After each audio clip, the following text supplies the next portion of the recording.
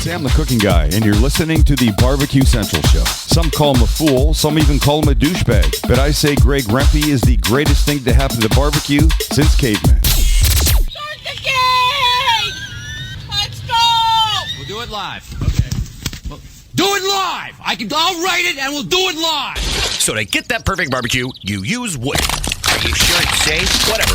We put the lighter fluid on, strike the match, and... Oh! Should we call the fire department? That might be a good idea.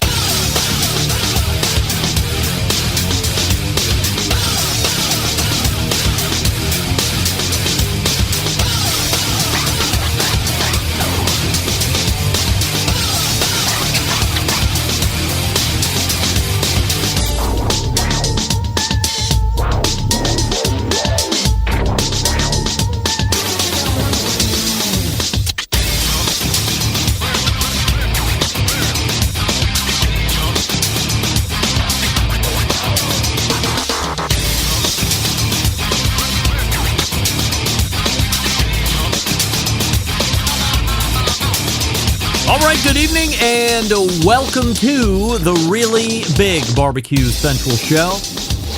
This is the show that talks about all things that are important to the world of barbecue and grilling. The show originating from the Rock and Roll Hall of Fame city, Bomb City, USA, Cleveland, Ohio, the barbecue capital of the North Coast. I'm your program host, Greg Rempe. Happy to have you aboard here on your Tuesday evenings, a live fire, fun, and frivolity show. If you would like to get in contact with the show this evening, or you would like to follow the show during off-show hours, here's how you do all that. You can get in touch with the show by sending an email to Greg at BBQCentralShow.com. Follow us on all the social media channels at BBQ Central Show. And be sure to subscribe to the show podcast feed on your favorite podcast platform. Anything else you want to find out about the show this evening can be found at the main website, thebbqcentralshow.com. And here's what's happening in case you get the newsletter. Coming up in about 12 minutes from now, we've had one of them on the show before, but I don't think we've had both, but maybe we have had both, and it's just been a long time since we've grouped them together. In what is the halfway point of a Major League Baseball season, with the game of the halfway point being played here this very evening, you would think perhaps these two would be inclined to decline an invitation to join the Really Big Barbecue Show. However, maybe this speaks volumes of where they find this particular baseball game in the importance of their everyday life.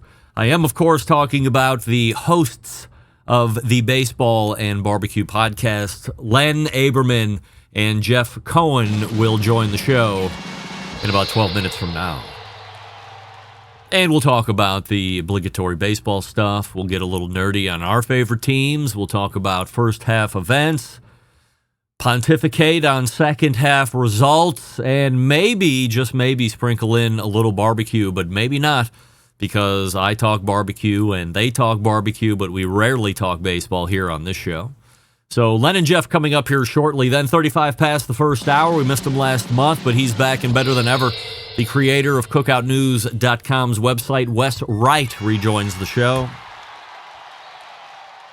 So we'll have a look back at the last 60 days of business, and we'll touch on only the most important stories to get you up and running and have an advanced view of what the next 30 days might look like in a live fire business sense. That'll bring a close to the first hour. And then we will move to the second hour, where we will find a third quarterly appearance from none other than the creator of Hardcore Carnivore and JessPryles.com, the aforementioned Jess Pryles.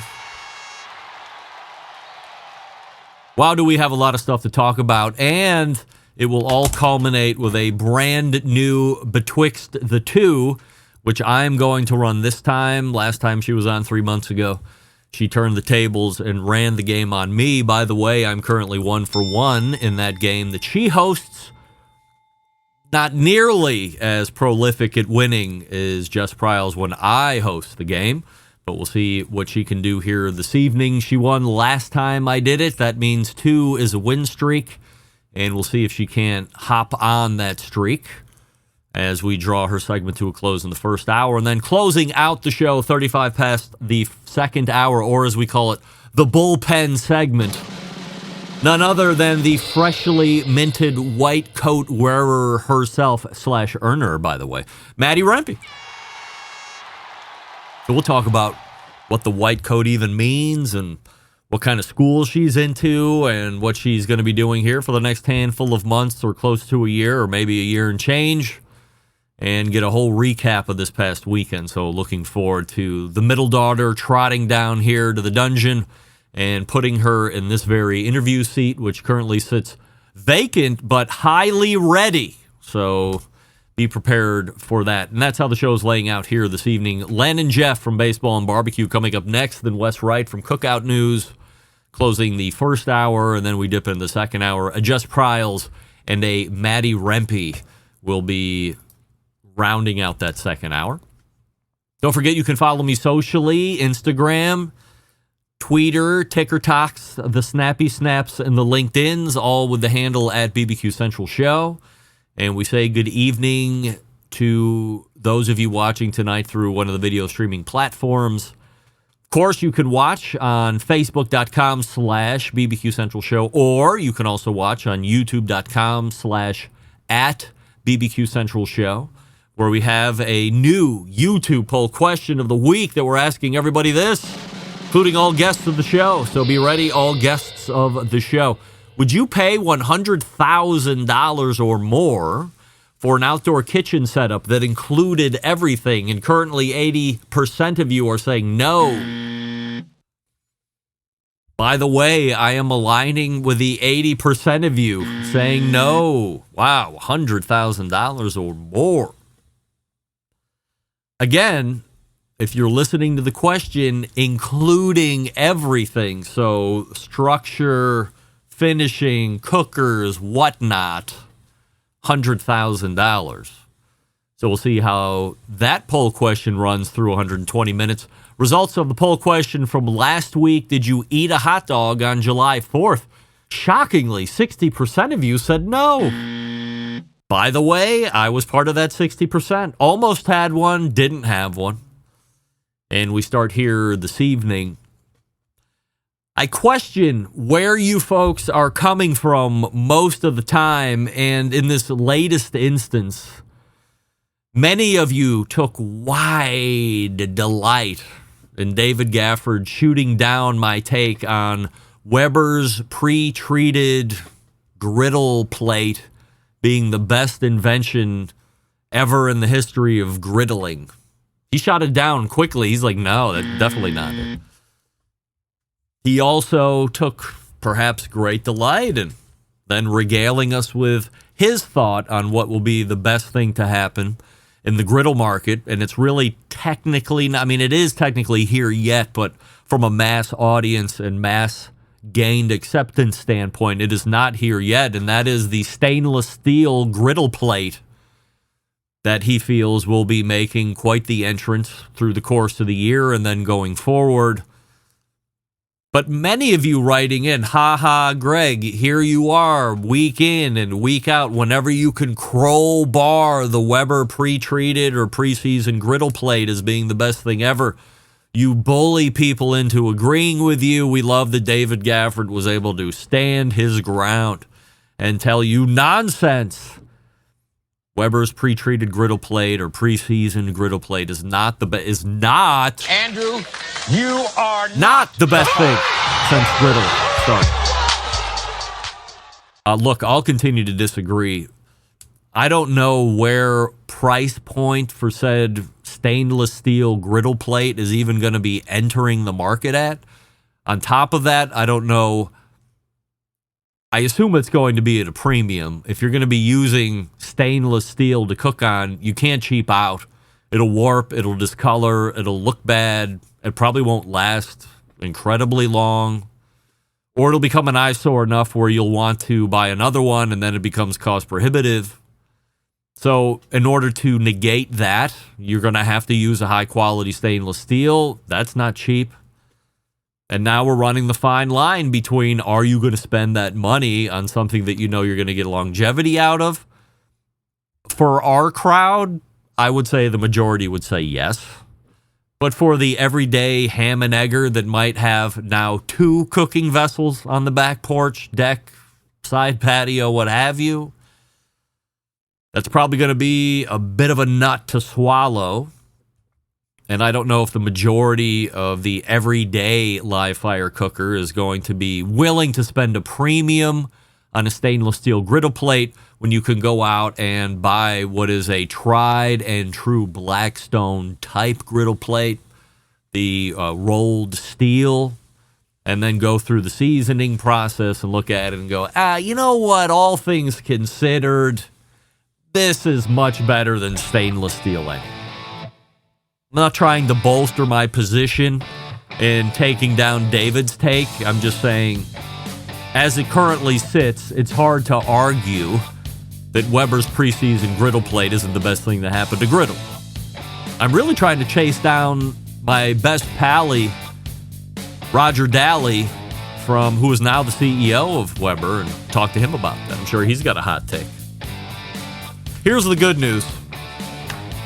Len and Jeff, or Jeff and Len, are in the green room, and they're getting ready to do their thing here on the show. But before we do that, might as well tell you about the aforementioned Pits and Spits. Because if you're serious about your grilling game, you need to check out the latest offerings. Let's kick things off with the Pits and Spits griddle. This griddle top combines the power of a traditional grill with the versatility of a flat-top griddle engineered with precision and crafted from top-quality materials. This versatile griddle is set to revolutionize your outdoor cooking experience. Constructed of 304 marine-grade stainless steel, a fully welded design, the griddle comes with 4 burners to accurately manage your heat zones and gets blistering hot with 80,000 BTUs. Made with stainless steel, signature quality of Pits and Spits, the griddle designed to last for generations. Now, for those of you building an ultimate outdoor kitchen, you have to check out the built-in pellet grill. Designed for the discerning grill master who demands top-tier performance, this grill is the centerpiece of any serious outdoor kitchen. From low and slow smoking to high heat searing, this grill can handle it all. Brisket, ribs, peaches, veggies, you name it, this grill can cook it. And with the Pits and Spits legendary craftsmanship, you can be confident it's built to last with stainless steel construction and a design that's as reliable as it is versatile. So, are you ready to take your cooking to the next level? Head on over to the website pitsandspits.com/BBQ Central and use promo code BBQ Central for a free spice pack with orders over $500 or more. That's pitsandspits.com, all spelled out, PITTSANDSPITTS, or as we say, the double T on the Pits and the Spits /BBQ Central, and then use promo code BBQ Central for a free spice pack with orders over $500. We're back to talk baseball and maybe barbecue with Len and Jeff. Stick around, we'll be right back. You're listening to the BBQ Central Show.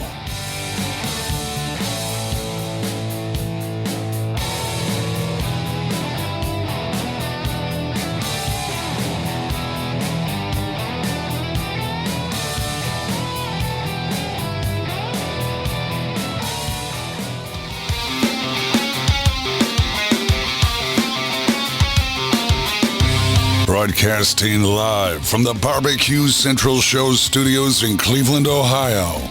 You're listening to the BBQ Central Show. Once again, here's your host, Greg Rempe. Hey, welcome back. This portion of the show being brought to you by Fireboard, makers of Fireboard 2, Fireboard Pro, Fireboard Spark, the Fireboard Beacon, and the new wireless Fireboard Pulse. When you use the Fireboard app, you have total access to all devices anywhere in the world if they're hooked up to your local area network.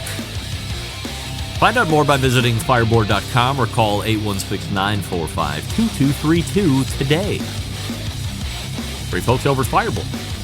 Leading off the show tonight are 2 guys who actually appreciate the words I just used to begin the intro leading off. They are co-hosts of a podcast that will soon be celebrating its 300th episode coming up this weekend. If you are a fan of barbecue, then perhaps you have listened to their show. If you're a fan of baseball, then perhaps you know and listen to their show. And if you're a fan of baseball and barbecue, then surely you know all about this show. Let's welcome the hosts of the Baseball and Barbecue podcast, Len Aberman and Jeff Cohen, to the show. Gents, appreciate you joining the really big show here this evening. You know, before we get into it, we have a YouTube poll question of the week that we're asking everybody, including all guests. Len, we'll start with you since you're top right to me. Would you pay $100,000 or more for an outdoor kitchen setup that included everything? You know, Greg, I put the limit at $99,999. Yes, Bob I Barker. will not go a penny over. No, we will not do. So no, I would not. Jeff, your thoughts? You know, it depends on where I will live out my retirement days. If I did it here in New York, no way. No. Now, if I had an extra $100,000 lying around, maybe in Arizona I'd do that because it's hot as hell in Arizona. Yes. And an outdoor kitchen wouldn't be too bad. All right. We'll stay with you staying in New York, and it's two more no's, although it seems like Len was only $1 off. 83% of the YouTube voting public is agreeing with us. No, we are not spending $100,000 or more on an outdoor kitchen. As I mentioned in the open, guys, this coming weekend, the Baseball and Barbecue podcast is releasing its 300th episode, a lifetime achievement in the world of podcasting for those people that don't know it. Len, let's start with you. Your thoughts on hitting this milestone? I never dreamed that we'd get to 300. We've been doing this now. We're in our 8th year, and it's just it really is, when you look at it, it's just an amazing accomplishment to do it week in and week out, and you know, because you are the best, and actually you are one of the reasons that we're getting to 300 with an audience. So we thank you for that, but very excited to get to 300, and can't wait to tell you who we're going to have on too. Jeff, thoughts on 300? Yeah, it's an amazing feat. I mean, and we still like each other, so that's a good thing, right? What we've done is just we didn't know what we were doing, and we built it to a really good show, I think. And the people we got to meet along the way, the events we go to. I mean, we go to the National Barbecue Festival that was here. We go to other barbecue events. We go to baseball events. We go to New York Baseball's Hall of Fame every year, which is a great event up in Troy, New York. And we can't believe how we grew this. Len, the one thing that stands out most to you that's happened on your show is what? The people, the friendships that we've made. Jeff, one thing that stands out to you? It stands out. I think our trip to Kansas City for our 200th episode. We planned that so far in advance, and we actually got on a plane and we got to Kansas City. Went to see a Royals game. Went to the couple of barbecue joints, Jack Stack, and we met Bob Kendrick, our very first guest at the Negro Leagues Museum. So it was just a great trip that we went on. Jeff, let's stay with you. The one thing that you most admire about Len is what? I got to think about that. He's a good person. I mean, he's a good heart. That's why I admired him the most. He really is. He'll do anything for you, and he just has a good heart. Len, the one thing you admire most about Jeff is? I'm crying. I can't. There's so many. I've said it over and over. If it wasn't for Jeff, and when they say people are anal, that sometimes they don't take that in a good way, but with Jeff, it is a fantastic way because he keeps the show together. I admire his organization skills and his he's relentless and that might piss Len off a little bit sometimes. but it's great for the show. And as Jeff said, his friendship. I mean, when you have Jeff as a friend, you need something. There is never a doubt, except money. Don't ask him for money. I agree. That might be money. Don't ask me for money either.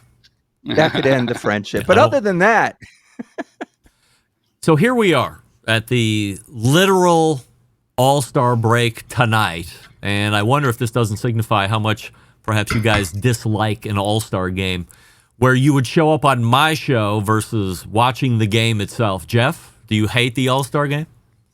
I used to love the All-Star game, but since they went to interleague play and the players now go interchangeably between free agency, it's not special anymore. So when I was a kid, and I used to go to a camp and didn't have any television, we used to gather around a tree and sit down in the grass and just listen to the radio to the All-Star game. I mean, that was a highlight of the summer. But now it lost all meaning. So it's just another game. Len, just another game for you? No, I like the All-Star game, and after we're done recording, I'll go and I'll watch it. It's still exciting to see the guys play, the stars. I used to, as a kid, though, root for a team that was very bad at the time, and it was the New York Mets. But I still was excited to see that one player that was wearing a Mets uniform. Because there has to be one player from each team, and I would be excited, even though that player may not have gotten in the game. I could still watch him on the bench. So, but I still enjoy the All-Star game. Generally speaking, Len, your thoughts on the first half of this baseball season so far? It's been an exciting season. You've got some teams that you didn't expect to be where they are. Didn't expect the Houston Astros to get as far as they've gotten. Certainly did not expect to have this race in the East between the Mets and the Phillies, and did not expect the Toronto Blue Jays to be giving the Yankees a fight. Kind of expected the Dodgers to be running away with it, and they're not. And the Central in the American League Central, with the four teams, didn't expect to have such a big gap between teams. Yeah, it's definitely been an exciting first half. It's actually more than a half. We're actually over 90 games in already. Jeff, your thoughts on the first half of this season overall? Well, being a Mets fan, it's been a roller coaster ride. I mean, they were doing so well in the beginning, and then they had the June swoon that we like to call it, and they lost like 14 out of 17 games, and we fell out of first place, and now we're a half game back, but we're still right in it. But like Len said, things unexpected. Like I said, the Toronto Blue Jays in first place. The Detroit Tigers are running away with the American League Central. And if you excuse me 1 second, got to put on my Cleveland hat here. You can get arrested for wearing that hat. I know. So I'm here in New York. But Cleveland, I thought they would do a lot better. I mean, they're right in the wild card. They're only 4 games out of the wild card, but 3 games below 500. I thought they'd be better, and I'm rooting for the Cleveland Indians. I'm sorry, Cleveland Guardians. Yeah, that's fine. I'm still saying the old name. It doesn't matter. So do you think from a Guardian standpoint, I don't want to make this a Guardians thing here, but let's do it for 30 seconds. If you look back at the success they had last year, Stephen Vogt got a lot of adulation and like coach of the year, whatever, for getting the Indians into the ALCS last year. I said Indians, I meant Guardians. And then this year, a lot of shitting of the bed, a lot of injury again, but there appears to be what a lot of people would consider to be an underperforming Guardians team this year all of a sudden if you're comparing it to last season. Is it better to chalk up last season as more of a fluke and what we're seeing this season was really the Guardians, or do you feel they are underperforming? I think they're underperforming because they've been so good for the last half dozen years or so. And they've really been right in it. They've been a consistent playoff team, and they still have a chance this year. But I think just a little underperforming, and the Tigers just running away with it. I mean, I'm looking at the stats. Cleveland, they're near the bottom in batting average, near the bottom in slugging, and so they got to improve that. 100% yes or 100% no. Jeff, Stephen Vogt, overrated. Ooh. No, not overrated. Right. Len, 100% yes or 100% no. Stephen Vogt, overrated. Not overrated. You think he is? Len, it's my show. 100% yes or 100% no. You'd rather have Terry Francona over Stephen Vogt. Oh, absolutely. Jeff? Yes. Yes. All Yes. right. 2 yeses. All right. Yeah, he just got his 2000s victory as a Reds manager. I think he's won about 50 games with the Reds, but he's Terry Francona is going to be in the Hall of Fame one day. Yeah, absolutely.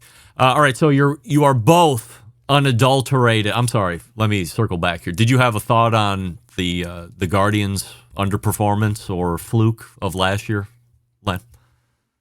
I don't think that. Well, they're definitely underperforming, and yes, like Jeff said, they've been good for several years now. I'm more wondering now, as you being in Cleveland, do you want them to be sellers at the trade deadline or buyers? I don't know how much we have to sell short of Jose Ramirez. I mean, Right. Who else do you want? Angel Martinez. Angel Martinez is a up and coming prospect who has been playing full time this year. He's been maybe our second or third best hitter. So it's probably Ramirez, Kwan, and then Martinez. But outside of that, like, who do you want? You name a hurt pitcher that sucks, you can have them. I don't think I've heard scuttlebutt of a Jose Ramirez trade. I don't know exactly how that's going to pull it off, and I don't believe that that's the case. And certainly you're not going to trade Kwani because he's your best hitter from a general speaking leadoff sense as well. So everybody else is expendable. So sell them all you want. I don't know how much we're even going to get back. If you're going to trade so we can – if the trades make lateral moves, then just keep what you got and hope they decide to get better in the second half. It's in Cleveland. They are a disappointment, to say the least, because Cleveland believes that one good season means that next year is a world championship, and anything short is a disappointment. Just ask the Browns, just ask the Cavs, and now we're running with the Guardians in that aspect. All right, but let's turn it on you guys here, since you're the guest. Both are unadulterated Met fans, as we could hear as you guys were talking. So aside from the June swoon, give me a report card grade for the Mets so far, Jeff. Well, I think, believe it or not, I think Juan Soto has underperformed. I mean, he's one of the great hitters, and he should have been to the All-Star game. But because of all the expectations that were expected out of him, he's really not hitting with runners in scoring position. He's hitting home runs when they're already ahead, so he's really got to. We haven't embraced him yet, and I think we really want to. Lindor is just fantastic. He started the All-Star game tonight. First time as an All-Star for a Met. He's been here 5 years, so we're very happy for Lindor. And Pete Alonso, he's having a comeback season. I think he is doing really well, and if he can just cut down on the strikeouts, he's gonna get paid next year. I know that. Jeff or Len, you're great. So, Greg, just one question. Lindor came up. Are you sorry yet that he's a Met now and not a Guardian? He's trash. Trash. Okay. So you don't want him back? Give me Gabriel Arias all day long, or Daniel Schneemann. Okay. Lindor, get out. Beat it. All right. Well, we thank you for your gift. You're welcome. Because he is a great Met. I can't believe that this is his first All-Star game as a Met. But yeah, as far as the team, I think that the Mets have underperformed. They don't hit with runners in scoring position. Their pitching, yes, their pitching was carrying them at one point, but it's not championship caliber level pitching. Maybe they get a couple of guys back, like Manaeus back, Kodai Senga. Maybe they'll get back up there. I still think they need to make a trade. I don't know who's out there, but at this level, yeah, they're underperforming. They need a little help. And they're only a half game out of first place. So the June swoon that you mentioned, indicative of a bigger problem or just a hiccup in the road, and second half they're going to be steamrolling? Well, I don't know if they're going to be steamrolling, but they always go through a June swoon type of place like that. They did it last year in May, but this year it was in June. Yeah, it was a May swoon. But no, they're going to have a tough road. It's going to be a tough the rest of the season because the Phillies aren't going anywhere. The Braves are done. We thank God for the Braves. They always give us trouble, and we'll always lose to the Braves. I mean, I know we play them next week, but we're always going to lose to the Braves. But the Phillies are not going away, and that's our main competition right now. And it's just when it gets into the playoffs, you never know what's going to happen. Look, last year they snuck into the playoffs. They got within 2 games of the World Series. Len, do the Mets make the playoffs this year? Oh yeah, the Mets will make the playoffs. It's just not sure they're going to win the division. They'll make it as a wild card. Jeff? If they didn't, it'd be a huge disappointment. All right. Yes, it'd be a huge disappointment. Jeff, do the Mets win the World Series?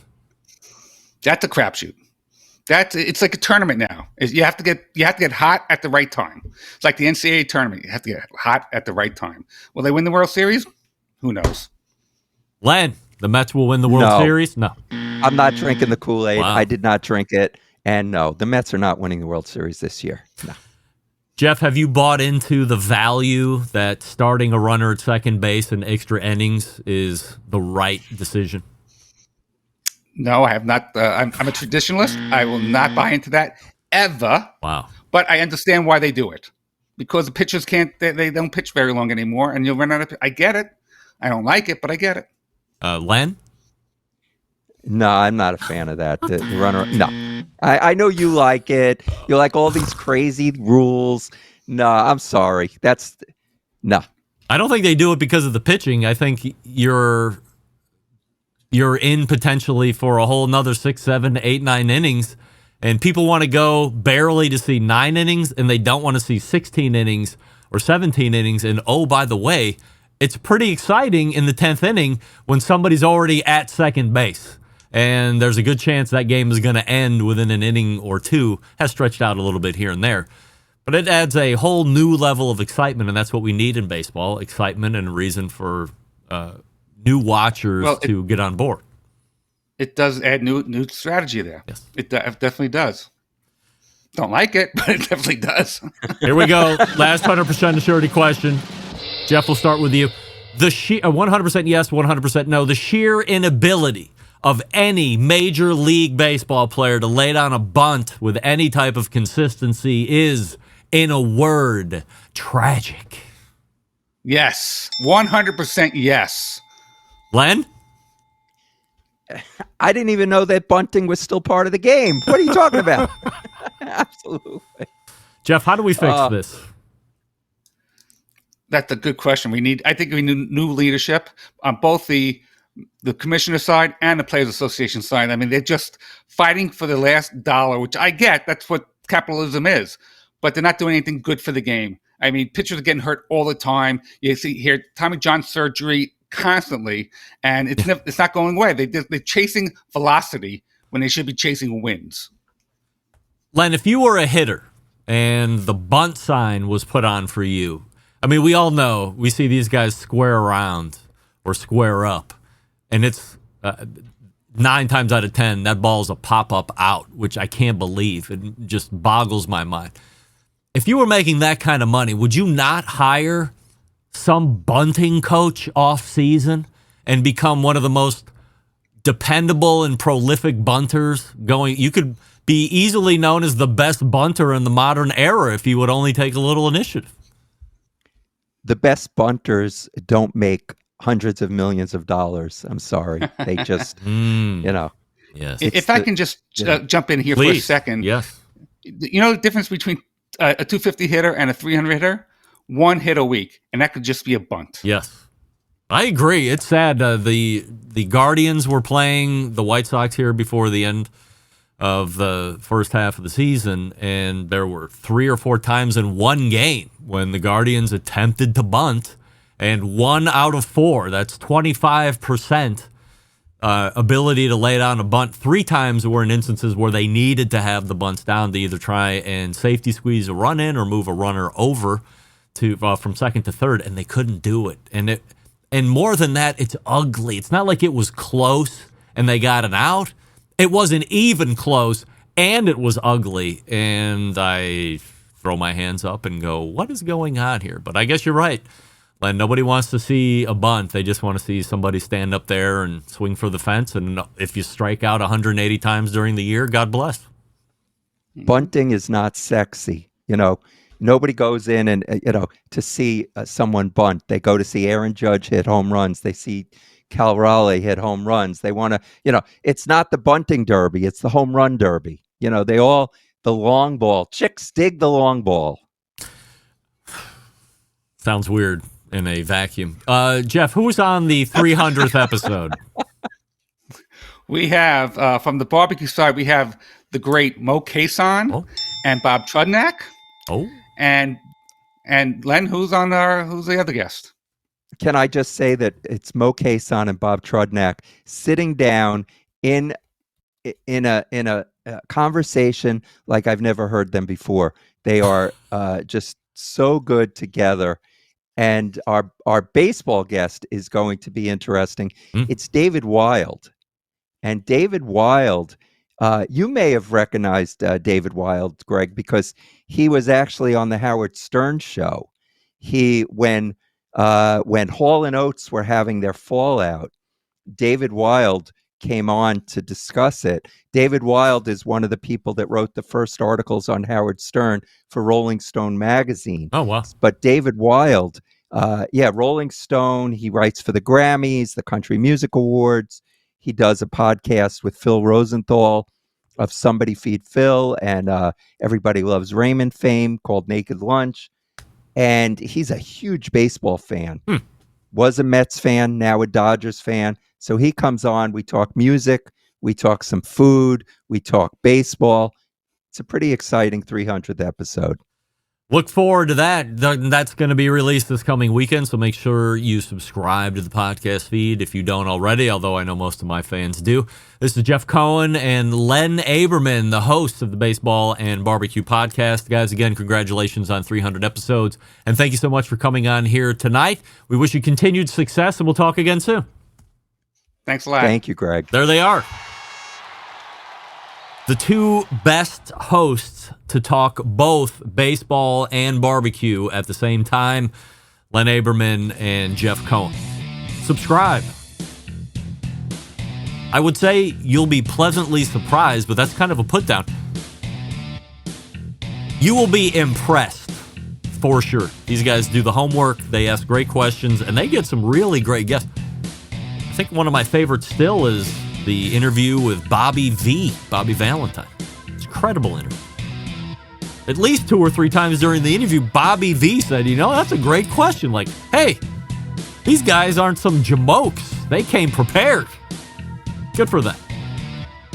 All right, Wes Wright is in the green room. We'll get to him here in just 1 second. Before we do that, we'll talk about Primo Grills. I was just on the Instagram before the show started, and I saw somebody post a really great-looking wood table that's holding a pair of Primo Extra Larges. I have no idea what that cost, but boy, did it look good showcasing those very attractive Primo cookers. They're only sold in a dealer network, so you have to go see it in person. Find a dealer near you, primogrill.com. And then once you find the dealer near you, visit them, touch them, feel them, all those different size ovals. And then pick the one that best fits your budget and needs. I recommend extra large every week because I think that works best for the most folks. But they do have an XXL, which I believe is 25% bigger on the grill space than the XL. So if you need a little extra size, then the double XL is where you want to go. It's got a whole bunch of accessories that you're going to love because we all love accessories. And you have the ability to execute a 2-zone setup when it comes to fire because it's an oval.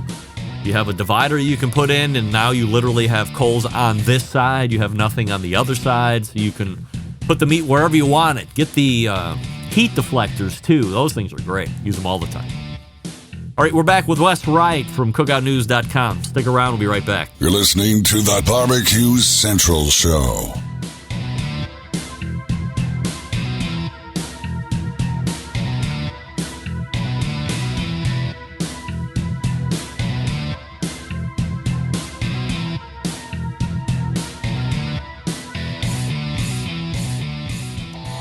Howard Stern, Jim Rome, Dan Patrick, and Greg Rempe. The Mountain Rushmore of talk show entertainment. Now, let's get back to the Barbecue Central Show. And we thank Len and Jeff from the Baseball and Barbecue Podcast for joining us last segment. This portion of the show being brought to you by Pit Barrel Cooker. Most unbelievable outdoor cooking device on the planet. Available in 3 sizes, a host of accessories. Doesn't matter if you're a beginner or a professional. It's a cooker you want to add to the arsenal, especially in that upright barrel category. Visit pitbarrelcooker.com and tell them the Barbecue Central Show sent you. My next guest tonight runs cookoutnews.com, and he is here for yet another monthly visit in 2025. He is a Barbecue Central Show's Guest Hall of Fame nominee, Wes Wright. Wes, appreciate you joining us. Missed you last month, but happy to have you back here in July. We have a YouTube poll question of the week that we're asking everybody, including all guests, and it's simply this. Would you pay $100,000 or more for an outdoor kitchen setup that included everything? No, that's a little rich for me. 81% of the YouTube voting public is saying no. They are not paying $100,000 or more. Although I talked with David Gafford last week, and I had gotten some subsequent email after that segment from folks around the country who said, hey, he quoted you that $100,000 price tag for his home outdoor cooking kitchen that they ended up doing 80% or 90% of the work themselves to save all that money. But he was quoted $100,000 or so for an outdoor kitchen just for his home. And I nearly fainted. But then subsequently nearly fainted 3 or 4 more times as these other emails came in. It was like, I don't know what you think is going on, but $100,000, perfectly reasonable. What do you think a perfectly reasonable outdoor kitchen quote is? I think for me, it's like, I don't know, 30 to 50 in my head is where I think is like the sweet spot. Wow. For like a pretty nice outdoor kitchen setup. Where are you at? I fear I'm a cheap ass. I'm like 10 grand tops, like tops. Even then, but I'm also, I don't want to spend money on a car guy, and I'll spend money on dumb stuff, but like on cars and evidently outdoor kitchens, I mean, I couldn't possibly see spending any more. Like 10 grand would be under protest. Yeah, I just think about how much it costs to redo like your kitchen in your house, and outside you might have an expensive grill, more expensive than your appliances, and get a few appliances out there. It adds up. You've looked into outdoor kitchens or dealt with products that are involved with outdoor kitchens before. I mean, that's part of the industry here. Have you noticed that grills and cookers that go into those are just substantially more expensive than you would find in the normal retail outlets? Yeah, definitely. It seems like there's been a continued push that I feel like hasn't completely taken off towards outdoor kitchens. And you can drop, some just normal, I'll call them grills, into outdoor kitchens that, work well, but they might not look fantastic. But I feel like any grill, most of them are gas, but I have like a pellet grill that I guess you could build into an outdoor kitchen, but the entry point's like $3,000 and up, and $3,000's pretty cheap for an outdoor kitchen grill. All right, so let's talk about some business that's transpired here over the last handful of weeks and or month or so. First off, Solo, who we know not too long ago had been delisted because their stock was trading at negative $4.78 at one point. That's a joke, by the way. Relisted and trading under a new name. What's the news about that? Yeah, they've gone through quite a transformation, and we'll talk about it. I'm curious if you're buying it too for the future, but they had a new CEO come in after the other CEO stepped down, and when they said that they couldn't meet their debt requirements going forward, the stock plummeted under $1. Then the tariffs were announced and it plummeted under 10 cents where it was delisted. And so but since then, they said they're going to release 5 new outdoor products this year, or new innovations as they call them this year. So they released that cooler, that, outdoor air conditioner, Icy that breeze. mists. Yep. Then they came out with a new griddle, which is actually pretty neat. It's has a stainless, it's like oval shaped, has a stainless steel kind of all clad even though I know it's trademark, but all clad surface that, it's a neat griddle. They appealed their delisting, and they did a 40-1 reverse stock split. So it means for every 40 shares, you get 1 share. So it makes your price go up on the stocks. So they were successfully relisted, but there's still some requirements they have to meet over the next month and a half to stay listed. But I mean, it seems like they're, out there fighting. They redid their debt too, so they're not out of compliance with that anymore.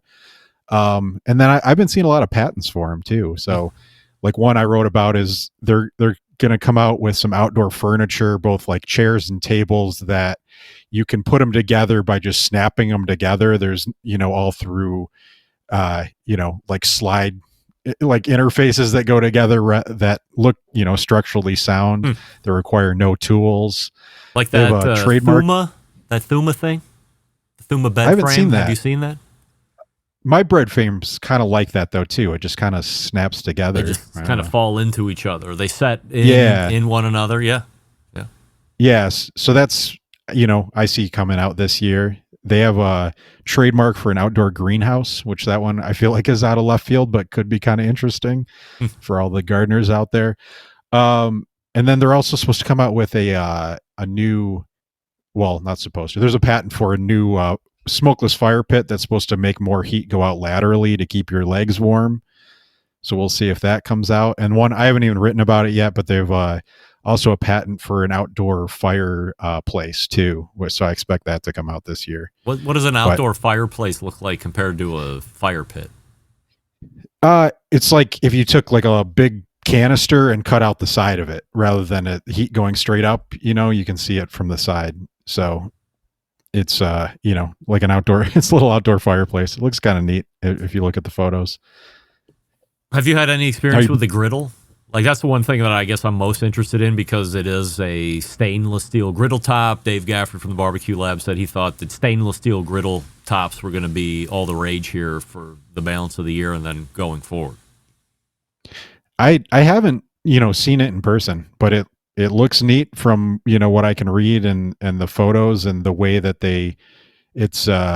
it's different types of metal all together to form it. So it's not just pure stainless steel. They also have like other layers to it. So that way it's supposed to make your heat spread out more evenly and also quicker.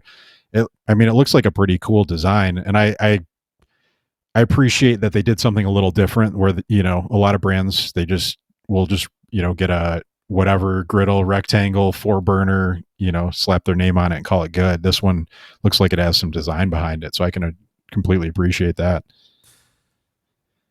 Do you have any thought that we're going to see whatever version of Solo get delisted again here within the next year or less? You never know what'll happen with tariffs because they had a lot of exposure to that where they made like all their fire pits in China. So they're very susceptible to that too. I think they'll get relisted though, based on their price. That they're trading, they're at like $14 now after their 40-1 reverse split. So I think, they should be able to keep it up. It seems, from my perspective, I like, they kind of built their brand by releasing a bunch of new products and, that would keep people buying it. It also helps with cost increases because you can reset the price point. But, I think what they're doing this year compared to last, the only thing I can even remember they released last year was like a little stand for their fire pit so that way you could grill off of it. That's the only product I remember them releasing last year. So I think they're, doing much better this year in terms of that.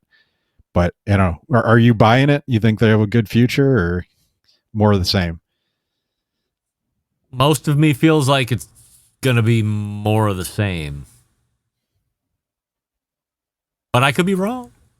So proof is in the pudding, right? I mean, you gotta show up and you gotta make me believe that the changes are real and that the products aren't gimmicky enough where only a small percentage of people actually buy them and the majority of people go, oh yeah, I might, but in the end they don't really buy them. That's not helping anybody.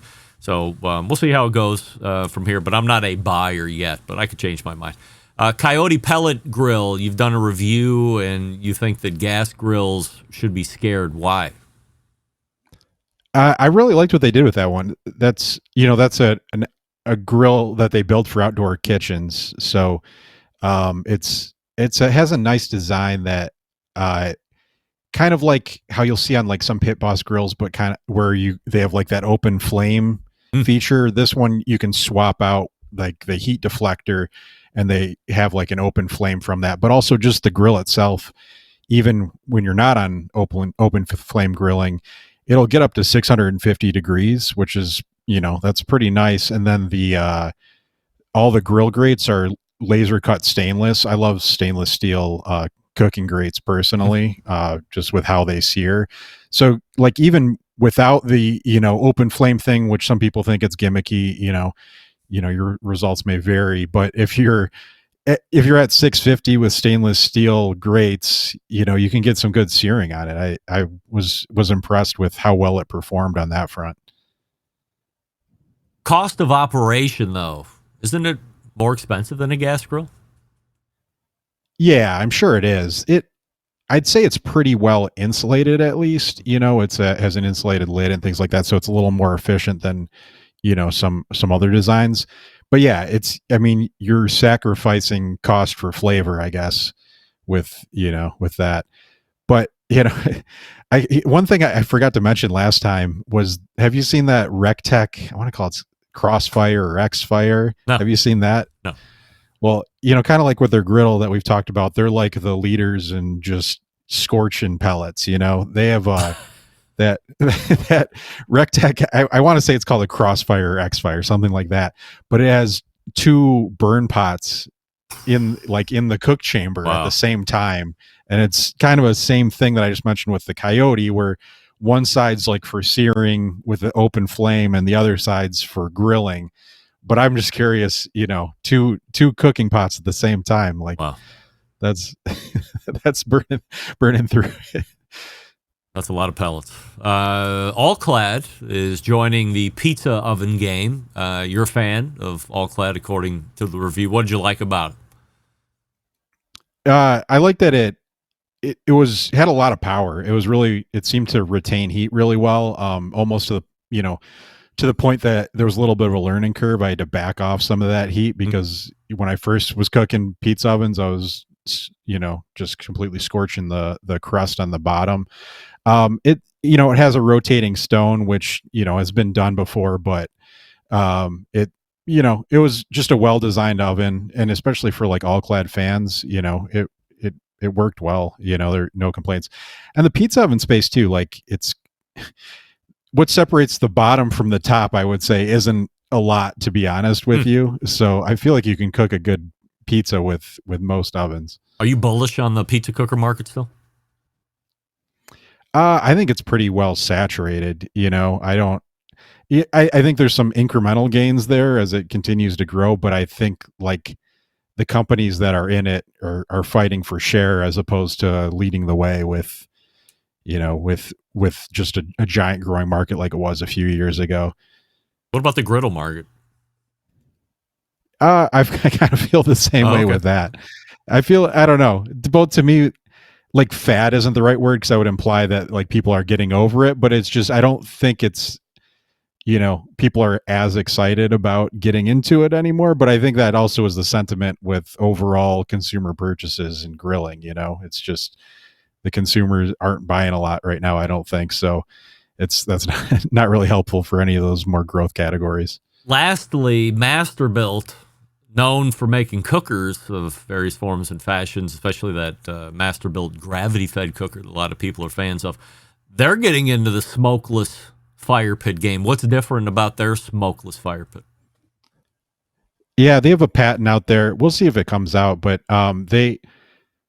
what they wanted to do, kind of like what I said Solo Stove was trying to do with getting more heat lower down, is they made a fire pit that the air intake is at the top of it, but it's a smokeless fire pit. So the intake comes just under like the lip under the top, and then it goes underneath inside and then works just like a normal smokeless fire pit. It's almost like they took like a Solo Stove and put it inside of another fire pit. So it's, they mentioned in the patent that you could even like bury it somewhat, so that way your fire pit's lower to give you heat lower down. So I don't know if they'll come out with it. I just thought it was interesting because they're so focused on those gravity cookers to then also, say, oh, by the way, we're thinking about making a smokeless fire pit. So we talked about if the griddle market is saturated or not. We talked about if the pizza oven market is saturated or not. What about the smokeless fire pit sector? Saturated? Yeah, it's. I mean, could it have been saturated with like two makers? Yeah, I mean, yeah, there's so many different smokeless fire pits. I feel like there's so many white labeled ones, or you go to any hardware store, you'll find random brands that all kind of look like the ones that are on the market. A big part of that too is the companies that came out with them. I don't think they were ready to defend all their intellectual property there, and so much, just junk started flowing into the system that I think it's saturated too, in that it's not growing fast, and so you're fighting for market share at this point. Between all of these, I'm going to opt for, as I just said, I was a cheapskate a handful of minutes ago. I'm going to spend the money and buy the timber stove pellet heater over any smokeless outdoor fire pit 100 times out of 100 times. Yes, I forget which one I got in the backyard, the big timber or whatever the hell it's called. One of the bigger options, and it's supposed to be able to, so outside of wind, on a night like tonight where it's, 67 degrees, 75 degrees, whatever it is. So you don't want, you're not running it for heat necessarily, but ambiance, it's short, and maybe there's a little bit of a breeze, might a little chill in the air. That thing pumps out within a 10-foot radius when you have that thing running like a monster. And you got heat from top to bottom because of how it's set up. So got all kinds of crazy nice stainless steel on it. You got to make sure you do wipe it down with that pad that they give you before you light the first one. Otherwise, like an idiot, you have your handprints all over it and they burn right in during the first fire, because that's what I did, because I don't read all the directions. But outside of that, this thing is the best, and it's built like a tank. It's stayed out totally uncovered in numerous winters. I think I've had it for 3 years or 4 years now. So I'm saying if you're in the market for any of this, spend the $1,300 and get this one and never look back. Buy the best and only cry once is what we say in the barbecue market. Yeah, I'd have to agree with you. Smokeless fire pits don't put out a lot of heat, and those pellet, outdoor pellet stoves work a lot better. What does the pellet consumption look like on those? Do you know how much you burn in an hour? Yeah, so you got a 20-pound hopper on the back of it, and once you start it, you get roughly 2.5 hours out of 20 pounds. So, okay, it's wide open. There's no real way to adjust the temperature necessarily. You do have a wheel spinner in the front. So if you really want to ramp the heat up, you close that front spinner all the way. You can literally see the flames, rise. Because when the spinner's open, they're doing a lot more of a tornadic type of a burn pattern. But as soon as you close it up, it's like you're stoking a wood fire in your home if you have one of those. And man, the heat just pumps out at that point. And fuel consumption probably dies a little bit too, but yeah, the heat is kicked up substantially. So they're just great. But the difference between that and having two burn pots in your Rectech is you're using cooking grade wood pellets in the Rectech. Right. And I'm going to Menards and buying a 50-pound bag for $4 on home heating pellets because nobody's eating anything. You just need something to burn. Yeah, for sure. Anything else coming up before we let you go here tonight, Wes? Yeah, one other patent that I saw that I haven't written about. This one's from Pit Boss. It would appear to be a Kamado cooker that is self-controlled, that it reads temperature and actuates the exhaust on the top and the intake to control your temperature. I just thought it was interesting because, it's a Kamado from Pit Boss. I wouldn't expect that. Was there any mention of a name Smobot? I didn't see that in the patent. I'll go back and double check though. Yeah. What's Smobot? I haven't heard that. Smobot is a automatic temperature control system that is made specifically for Kamado style cookers, and you put the probe in the cooker, and then I think you have to take the top chimney off, and there's something you have to do with your chimney, whether it's a Big Green Egg, Primo, whatever. And then it feathers the damper on the top exhaust, open or closed to get you to that specific target temperature that you're looking for. No power draft at all, like all the rest of them have, which I'm a believer in, by the way. And this does it just by feathering the top exhaust cap. It's the only one I've ever seen like that. I don't know anybody that actually has it. I think the guy in Canada that tests everything had it like in the middle of the pack when he was testing it against everything else. But that's the only thing I've ever heard that controls the top damper. That's interesting. Yeah, it sounds just like it. I wonder if there's an affiliation or they're required or anything like that. I'll have to look into that. Maybe a shared technology. We're talking with Wes Wright from cookoutnews.com. Wes, always appreciate the time, and we will see you in August. Yeah, thanks a lot, Greg. You got it. And great to have Wes back after missing him last month, so getting caught up on a whole bunch of stuff. So according to Wes, Pizza Oven Market saturated as well as griddle. Steven Reichland said griddle market just beginning to take foothold, signaling there could be a lot of growth. All right, we're into the second hour already. So let me quickly get out here, wrap up the first hour, and then we'll do an abridged second hour top. You're listening and watching the Barbecue Central Show. Stick around. We'll be right back.